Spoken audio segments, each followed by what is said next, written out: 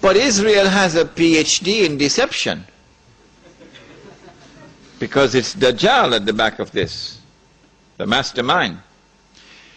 And Israel would not want to wage a big war and appear to the world naked, clearly, as an aggressor. No, that's not deception. Israel has to wage her big war and make it appear as though she was only defending herself. The only Muslim I know of who has had the capacity to be able to penetrate the deception that has been going on all these years, the only one I know of, was a man who never went to Al-Azhar University. Now, he wasn't a sheikh. His name was Malcolm X. He's the only man I know of who had that eyes wish to see and could clearly recognize the strategy and the deception. Read Malcolm X.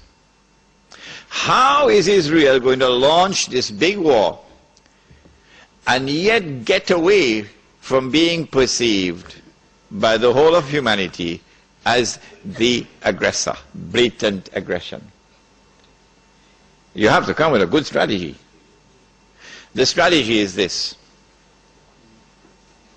Ariel Sharon goes into Masjid al-Aqsa with 1,000 Israeli military with him, with their shoes on, with the full knowledge that this calculated act of extreme provocation must have a response, a fiery response. And as the flames of the new intifada emerge, you must keep it burning by committing upon the Palestinian people more and more atrocities that drive them into a greater and greater rage. This is planning, this is strategy, this is not happening by accident. As Israel unleashes this barbaric oppression upon the Palestinian people, you must have a television station which you plant amongst them, which will cover this, that your Egyptian television would not cover, and your Jordanian government would not allow on Jordanian television, so you create something called Al Jazeera. And the Arab masses believe Al Jazeera is their station. This is the only place in the world we can get authentic information, Al Jazeera. So Al Jazeera is now used to portray all the atrocities. And so around the Arab world, the masses only have to tune into Al Jazeera and they know what's happening. And so the Arab masses become more and more angry. Impending scenario in which, like the domino effect, governments around the world of Islam, they will claim, are now going to fall. And the world of Islam is rising up now. And one-eyed Muslims, of course, are going to believe it.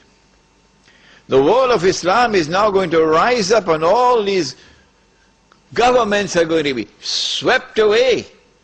And authentic governments representing the Muslim masses will now emerge. And therefore the Jews are going to have their throats cut. This is going to be the most dangerous moment in the entire life of the world of Jews. The media will portray it. If we don't do something, we will all be slaughtered by these Muslim fanatics. Yeah?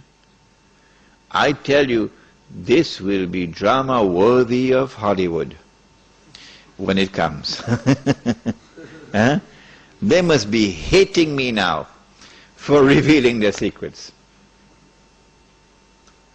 It is in this scenario that Israel will say, we have to do something.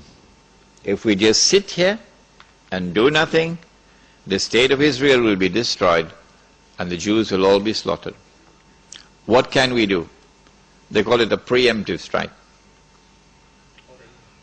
A preemptive strike. But it won't be a preemptive strike.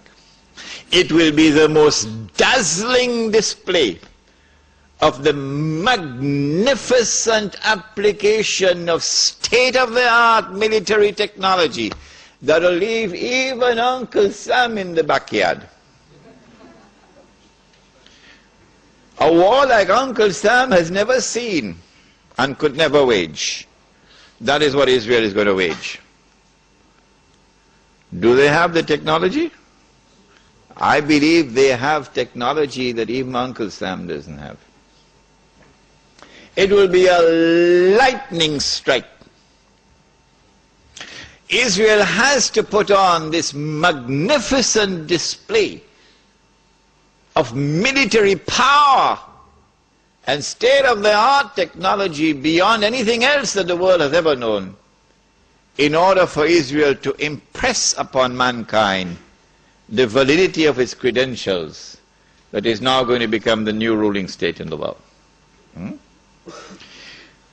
Before Fahad could even blink, the Israelis have taken over the Saudi oil fields and the Iraqi and the Kuwaiti oil fields. The United States, of course, will make some noise, and Britain will make some noise, but will they send troops? No, of course not.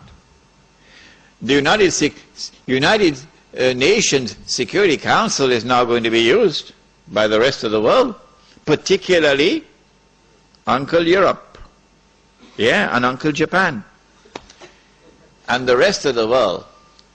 They will take the United Nations and seek to use the United Nations now to do something about this. Collective action to force Israel to withdraw. Because if Israel does not withdraw, Europe is going to be choked, and Japan is going to be choked.